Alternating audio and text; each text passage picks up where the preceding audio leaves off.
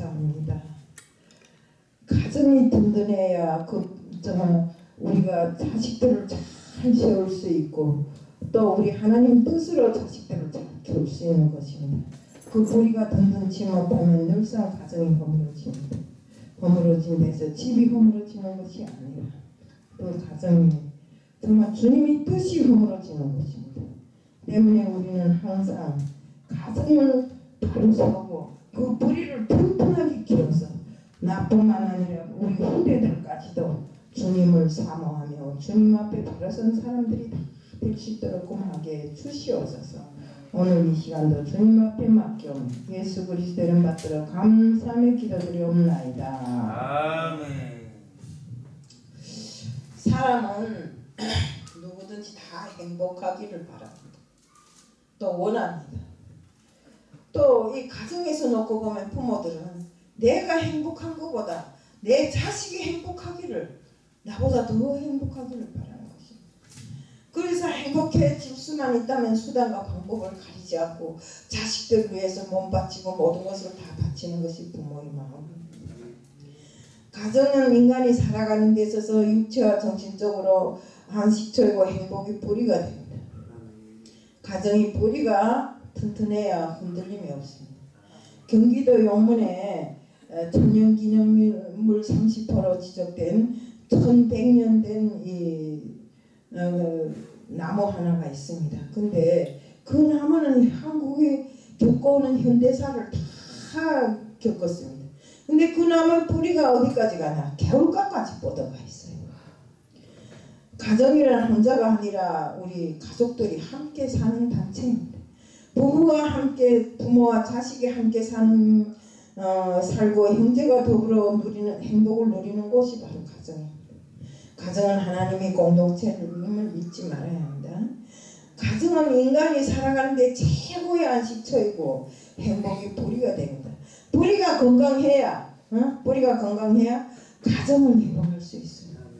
가정이 건강해야 사회가 건강해질 수 있고 사회가 건강해야 국가가 또 건강해질 수 있습니다. 친구가 그 전에 한번 저희한테 말한 적이 있는데 친구 남편이 떠났다고 합니다. 돌아가셨다고 합니다. 함께 있을 때는 그 소중함을 모르고 남편인데 맨날 바가지를 긁어대고 돈 못 벌어온다, 뭘 못한다, 집에 오면 왜 가만히 앉아 핸드폰만 보냐, 뭐 어찌냐 하면서 잔소리를 했는데 남편이 떠나간 다음에 뭔가 그 남편이 자기에게 그토록 큰 힘을 주고 큰 정말 기둥이었다는 것을 남편이 돌아간 다음에 알게 됐다. 그래서 나보고 눈물 흘리면서 목사님도 옛날에 겪었지요? 하더라고요. 행복은 멀리 있는 것이 아닙니다. 어떤 사람이 행복의 파랑새를 찾아서 이것저것 먼 곳까지 어디에 안 가본 곳 없이 행복의 파랑새를 찾아서 떠나다니다가 기진맥진해서 집에 돌아와 보니까 자기 집 처마 밑에 행복의 파랑새가 집을 짓고 있더라. 이렇게 정말 우리가 바라고 원하는 행복은 멀리 있는 것이 아니라 내 가까이에서 찾으면 됩니다. 먼 길을 찾아봐야 찾을 게 하나도 없어요. 우리 올해 104세 된 김영석 교수님이 쓴 책에 행복한 가정을 가정에서는 세 가지 소리가 들려야 한다고 했답니다. 웃음소리가 들려야 하고 그 다음에 애들이 긁는 소리가 들려야 하고 그 다음에 또 일하는 소리가 들려야 한다고 했습니다. 정말 성도들을 말하면 그게 하나 더 못해서 그 집에서 찬송 소리가 나와야 되고 기도 소리가 나와야 되고 탈무드에 이런 이야기가 나옵니다. 어머니가 결혼을 앞둔 딸에게 편지를 소개했습니다. 사랑하는 딸아, 내 남편을 섬긴다면 내가 남편을 왕처럼 섬긴다면 내가 여왕이 될 것이고 네가 만약 남편을 하인으로 여긴다면 너도 역시 종년일 뿐이고 네가 남편을 무시하면 그는 폭군이 되어서 너를 다스릴 것이라. 남편이 가족이 너희 집을 방문하거든 정말 다정하고 친절하게 대해라. 그리고 표정을 밝게 하고 그러면 남편이 너를 가장 이 세상에 가장 소중한 보석처럼 생각할 것이다. 이것이 탈무드에서 나온 지혜입니다. 오늘 말씀은 이스라엘 백성들이 가장 중요하게 암송하는 성경입니다. 또한 신명기 정체의 핵심 내용이기도 합니다. 지금도 유대인들은 이 말씀을 자녀들에게 계승한다고 합니다.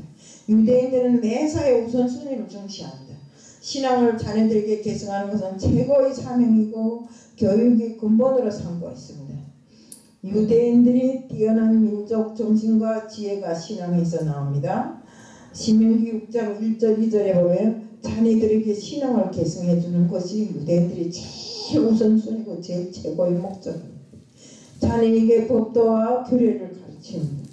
이는 곧 너희 하나님 신명기 6장 1절에 보면 이는 곧 너희 하나님 여호와께서 너희에게 가르치라 하신 바 명령과 그 규례와 법도라 너희가 건너가서 차지할 땅에서 행할 것이니 법도와 규례는 하나님의 말씀이라고 했습니다. 부모가 자녀들에게 말씀으로 사는 법을 가르쳐야 됩니다. 부모의 교육은 자녀들에게 전인격적인 영향을 줍니다. 부모가 예배를 소중히 여기지 않고 맨날 예배를 떼먹고 빼먹고 어디 돌아다니며 딴짓하면 그 자녀가 하나님을 제대로 믿겠어요? 안 믿습니다. 부모가 우리 집에도 보니까 자식들이 그러더라고요. 내가 맨날 그 까닭을 부리고 이상한 짓거리를 하고 돌아다니는데도 때는 우리 아들들이 좀 잘 안 믿었어요. 그렇지만 엄마가 목사가 되고 열심히 하나님을 믿는다고 돌아치니까 자식들도 자각하고 믿더라고요. 그리고 말끝마다 엄마는 이렇게 믿는데 너희들 안 믿으면 안 돼 이런 식으로 자식들한테 자꾸 핍박을 하니까 자식들이 싫은지 좋은지는 몰라도 열심히 지금 잘 믿고 있더라고요. 항상 정말 자녀들은 부모가 기도할 때 신앙이 좋게 성격됩니다. 저는 늘 그 사무엘상 2장의 두 가정의 두 자녀를 생각하게 됩니다. 하나는 사무엘입니다. 사무엘의 어머니 한나가 정말 늘상 아기가 없어서 늘상 성전에서 기도하면서 낳은 자식이 바로 사무엘입니다. 사무엘은 항상 성전을 떠나지 않고 여호와 하나님과 함께 했습니다. 때문에 훗날 훌륭한 선지자가 되었습니다. 또 하나는 엘리 제사장입니다. 엘리 제사장이 자녀 흠니와 비느하스입니다. 아버지는 제사장인데 자녀들은 폭군들이었습니다. 지금 말하면 아버지는 목사나 장로인데 자식들은 망나니란 소리입니다. 요즘 말로 정말 이런 자식들이 많아요. 이런 편상들이. 이들은 하나님을 두려워하지 않았어요. 수종되는 여자들과 동침을 했고 또 제사 드릴 고기를 이렇게 갈고리를 끌어다 그 태워야 제단에서 태우잖아요. 그 태우기 전에 갈고리를 끌어다 자기네가 다 먹어치웠어요. 이렇게 정말 그들의 행위를 보면 죽어 마땅한 죄를 지었어요. 하나님께서는 그들을 죽이기로 결심했어요. 훗날에 흠니와 비느하스는 전쟁터에서 죽고 전쟁터에서 자식이 죽었다는 소리를 듣고 엘리 제사장이 의자에 앉았다가 거꾸로 떨어져서 목대가 부러져서 또 죽었어요. 엘리는 자식을 하나님보다 더 크게 여겼어요. 우리가 자식이 아무리 귀중하고 아무리 커도 하나님보다 더 크게 여기면 안 됩니다. 부모가 신앙으로 자식을 키우지 않았다는 말입니다. 이 성경에 보면 자녀들에게 신앙을 계승하라고 합니다. 신명기 6장 2절에 곧 너와 네 아들과 네 손자들이 평생에 네 하나님 여호와를 경외하며 내가 너희에게 명한 모든 규례와 명령을 지켜야 하는 것이며 또 네 나를 장구하게 하기 위한 것이라. 또 신명기 6장 3절에 보면 상에 보면 곧 너와 네 아들과 네 자손들을 하는데 6장 2절입니다. 이 6장 2절에 보면 곧 너와 네 아들 또 네 손자들이라서 그 결국 3대잖아요. 3대에 이어서 정말 어릴 때부터 신앙으로 키우라고 이렇게 이야기를 했습니다. 3대라는 게 멀지 않더라고요. 내가 믿고 우리 자식이 믿고 그 손자가 믿으니까 3대가 되더라고요. 우리는 어릴 때부터 그들을 신앙으로 키울 때 하나님이 큰 축복이 있다는 것을 알아야 됩니다. 1년을 위해서는 곡식을 심고 10년을 위해서는 뭐라고 했습니까? 나무를 심으라 했어요. 그러나 100년을 위해서는 사람을 심으라고 했어요.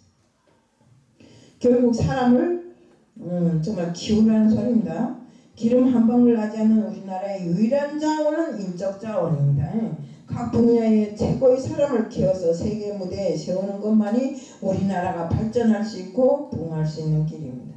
기업도 세계 제일의 상품을 만들어야 됩니다. 형제끼리 만들고 부자지간에 만들어도 그 상품이 정말로 가치가 있는 상품을 만들어서 영원히 그 상품이 세계적으로 소문난 상품으로 되는 이런 상품들이 많습니다. 때문에 우리가 이탈리아나 프랑스의 명품 브랜드가 대기업에서만 생산되는 것이 아니라 정말 가정에서도 생산될 수 있는 그런 기업이 되어야 된다입니다. 정말 대를 이어가면서 세계 최강의 그 물건을 만드는 것은 정말로 그들이 잘 자식이나 그 후대들을 교육하고 가르쳤기 때문이 아닙니까? 신앙도 마찬가지입니다. 명품 신앙으로 계승해야 됩니다. 우리가 보는 명품 신앙은 누굽니까? 아브라함입니다. 아브라함의 신앙이 이삭에게 전달됐고 이삭의 신앙이 요셉에게 전달됐고 요셉의 신앙이 야곱에게 전달됐고 야곱의 신앙이 요셉에게 전달됐습니다. 신앙은 대를 이어가면서 축복을 받을 수 있습니다. 우리 모두의 가정들에서 대를 잘 계승하는 축복이 통로가 되기를 바랍니다. 신명기 6장 4절 5절에 하나님을 사랑하는 가정이 되라 했습니다. 하나님이 소리를 들으라 했습니다. 6장 4절에 보면 이스라엘아 들으라 우리 하나님 여호와는 오직 유일하신 여호와시니라. 이것이 세마입니다. 들으라는 게 세마잖아요. 혼란한 시대일수록 하나님이 세미한 소리를 들어야 합니다. 제가 이제 왜 아프다는 김들선 목사님 나와서 기도하라고 했는가. 기도를 통해서 내가 정말 하나님 앞으로 한 발 더 갈 때 내 육신이 그만큼 도움을 받으라고 나와서 기도하라고 한 것입니다. 우리 세계적으로 히브리 민족은 특이한 민족이라고 했습니다. 언어인 히브리어를 그들은 2000년 동안 흩어진 민족으로 살아오면서도 누구도 잊어버리지 않고 늘상 가정들에서 히브리어로 성경을 공부시키고 교육을 했습니다. 때문에 2000년이 지나간 다음에도 히브리어가 없어지지 않고 잊어지지 않고 그냥 살아있게 된 것입니다. 어떻게 그게 가능할까요? 2000년 동안 세계 곳곳에 흩어진 민족으로 살면서도 철저하게 가정에서는 자기들의 모국어인 히브리어로 가르치고 또 성경을 가르치고 이렇게 했기 때문에 그들이 지금 세계 노벨상이 30%를 타고 있잖아요. 유대인들은 위대한 정신을 가정에서 신앙으로 민족에서 민족 정신을 계승시키고 교육은 하나님 말씀을 정말 잘 들려주는 것입니다. 또한 자녀들에게 하나님 사랑을 가르치라고 했습니다. 신명기 6장 5절에 보면 너는 마음을 다하고 뜻을 다하고 힘을 다하여 네 하나님 여호와를 사랑하라. 하나님은 사랑이십니다. 후배 목사의 고백입니다. 언젠가 애들을 데리고 유치원에 가느라고 막 심심한 바쁜데 차를 끌고 나갔다고 합니다. 그런데 빨간불이 탁 떨어졌는데 파란불이 딱 빨간불이 탁 떨어졌는데 엄마가 바쁘니까 빨간불을 그냥 직진해 나갔다. 애가 다급하게 소리치면 엄마 빨간불 하더라. 괜찮아 바쁠 때는 그렇게 해도 돼. 그때. 그걸 들은 아이가 훗날에 학교를 가면서 빨간불이 왔는데 그 파란불이 딱 빨간불이 떨어졌는데도 막 길을 건너더라. 엄마가 다급하게 소리치면 빨간불인데 왜 건너가냐 하니까 엄마가 그랬잖아 바쁠 때는 빨간불이라도 괜찮다고. 이렇게 부모의 교육, 부모의 실천을 자식들에게 꼭 닮게 만드는 거예요. 우리 개가 옆으로 개가잖아요. 엄지개가 자기는 옆으로 개가면서 새끼개 보고 앞으로 가라면 새끼개가 앞으로 갈 수 있나요? 못 가잖아요. 정말 때문에 우리는 자녀들에게 하나님의 말씀을 똑바로 가르쳐야 됩니다. 신명기 6장 7절에 어떤 환경이 있든지 하나님 말씀을 가르치라. 또 신명기 6장 8절 9절에 말씀에 항상 기억나게 하라고 말씀했습니다. 손목에 매어 기호를 삼으며 내 미간에 붙여 표를 삼으라고 했습니다. 이것이 바로 세마교육입니다. 유대인의 한 사람인 아인슈타인을 사람들은 천재라고 부르죠. 하지만 그는 어렸을 때 말을 잘 못하는 열등아이였습니다. 남들이 보기에는 바보 같은 애였어요. 그렇지만 그의 부모는 조금도 그를 포기하지 않았어요. 반드시 하나님께서 주신 달란트가 있을 것이라고 생각하고 정말 그 아인슈타인에게 세마 교육을 비롯해서 교육을 철저하게 했다고 합니다. 신앙의 의식을 잘 심어줘서 너는 할 수 있다고 절대 긍정적인 마음을 가질 수 있도록 했고, 특히 그가 용기를 잃지 않도록 부모들이 항상 옆에서 하나님 말씀으로 힘을 주었다고 합니다. 하나님이 있는 한 너는 절대로 포기하면 안 된다는 걸로. 하나님은 너를 도울 거야. 이렇게 하면서. 이런 가정교육은 아인슈타인은 세계적으로 위대한 물리학자로 키워놓은 것입니다. 가정교육은 아주 중요합니다. 불에 타지 않고 녹슬지 않은 신앙을 계승해 주어야 합니다. 저도 그래 걱정이 많습니다. 이 설교를 이전에 준비하면서 이 가정의 달이 다 지나가면 이번엔 못하지 했더니 그래도 가정의 달이 지나가기 전에 오늘 마침 하다 보니까 이거 했는데 저도 걱정이 많습니다. 늘상 기도에는 제가 1년 365날 기도에 저희 손자들을 저와 같이 일꾼으로 만들어 달라고 하지만 아무 일꾼으로 만들어 주려고 해도 그들이 받아들여야 될 거 아닙니까? 그들이 받아들이게 하자면 내가 어떻게 해야 되겠어요? 그들에 대한 교육을 해야 되는 것이. 항상 말씀으로, 항상 기도할 수 있게, 항상 찬양할 수 있게. 자기들이 누리는 그 모든 것이 할머니가 잘해줘서 그런 것도 아니고 부모가 잘해줘서 그런 것도 아니고 정말 진정 하나님의 은혜라는 것을 알 수 있게끔. 그래서 범사에 감사하고 하나님의 은혜에 보답하는 길에 오직 자기들이 하나님 앞에 열심히 서는 것이라는 것을 알 수 있게끔 해주는 것이에요. 지금 애들이 너무나 똑똑해갖고 부모의 말을 잘 안 듣습니다. 부모가 무슨 말을 하면 꼭 토를 답니다. 엄마는 틀렸어. 아니면 할머니 틀렸어. 이런 식으로. 하지만 틀린 것은 세상 일에 틀린 거지 하나님 일에는 절대로 틀릴 일이 없습니다. 때문에 우리는 하나님의 말씀으로 하나님이 그들에게 원하시는 것이 무엇인가 하는 것을 잘 가르쳐야 됩니다. 성경에 정말 모세가 그러했고 디모데가 그러했고 노아의 가정의 신앙을 물려받은 인물들입니다. 부모의 기도 소리를 듣고 자란 자식은 나쁘게 되는 자식이 없어요. 또 아내의 기도 소리를 들은 남편이 언젠가는 꼭 돌아갑니다. 제가 알고 있는 어떤 권사님이 남편이 엄청 핍박을 합니다. 하나님을 믿는다고. 근데 이 권사님은 어떻게 해서라도 그 남편을 하나님 믿게 해야 되겠는데 믿지를 않고 쩍하면 때리고 쩍하면 욕설을 퍼붓고 그래서 이 권사님이 새벽 기도에 나갈 때면 남편 몰래 남편 신발을 들고 나가서 옆에다 놓고 그렇게 하고 남편 대신에 신발을 놓고 기도를 했다고 합니다. 근데 어느 날 남편이 그날은 일찌감치 나가야 돼서 일어나 신발을 찾으니까 없더래요. 이쌍년 하고서 교회에 가니까 자기 신발을 다 닦아갖고 자기 옆에다 다 놓고 그렇게 정신없이 남편을 위해서 기도를 하더랍니다. 그걸 듣고 이 남편이 그만 내가 거기서 감동을 받아가지고 여자보다 더 신앙생활을 잘하고 나중에는 일꾼이 되어서 정말 하나님 일을 열심히 하는 사람이 되었다고 합니다. 때문에 정말 우리 기도 소리가 누가 듣든지 간에 그 기도 소리로 인해서 성령의 감동이 일어날 수 있는 그런 우리들이 되어야 된다. 정말 그래서 정말 대를 이어가면서 하나님이 우리에게 말씀하신 것처럼 옳은 신앙, 참 신앙을 계승해준 우리들 모두가 되자는 것을 말씀드리면서 오늘 말씀을 마칩니다. 사랑의 하나님 아버지 감사합니다.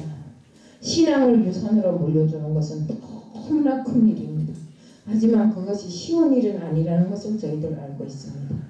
주님의 말씀으로 기도로 찬송으로 그들을 정말 교육하고 정말 언제나 같이 그들이 생활에 말씀이 떨어지지 않게끔 하게 하여 주시옵소서. 오늘 이 시간도 주님 앞에 맡겨오며 예수 그리스도를 받들어 감사하며 기도드리옵나이다. 아멘.